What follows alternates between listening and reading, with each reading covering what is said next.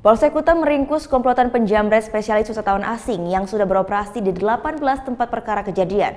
Untuk memberi efek jerak pada para pelaku, konferensi pers digelar di depan objek wisata Monumen Bom Bali Legian. Polsek Kuta menggelar konferensi pers penangkapan komplotan jamret di depan Monumen Bom Bali Legian Kuta Selasa sore.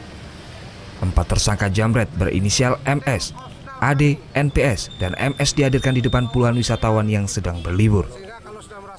Keempat tersangka mengaku telah beraksi di 18 TKP kawasan Kuta dengan korban rata-rata wisatawan asing. Komplotan ini tak segan-segan menggunakan senjata tajam untuk mengancam korbannya. Setelah berhasil meringkus seluruh tersangka, Kapolsek Kuta Kompol Iwayan Sumara memerintahkan wajah keempatnya diperlihatkan ke publik sebagai efek jerak. Konferensi pers pertama di depan Monumen Bom Bali pada 30 Januari lalu dinilai cukup signifikan mengurangi kasus jamret hingga 50%. Sangat efektif. Karena apa?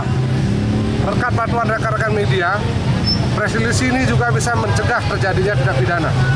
Yang kedua, dengan efek jerak yang kami lakukan selama ini, ternyata secara kuantitas jamret menurun.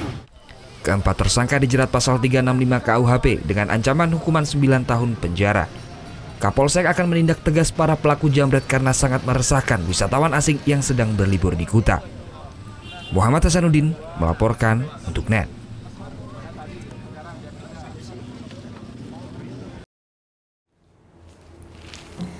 Udah selesai kan nontonnya? Nah, jadi jangan lupa buat like, komen, dan subscribe ya.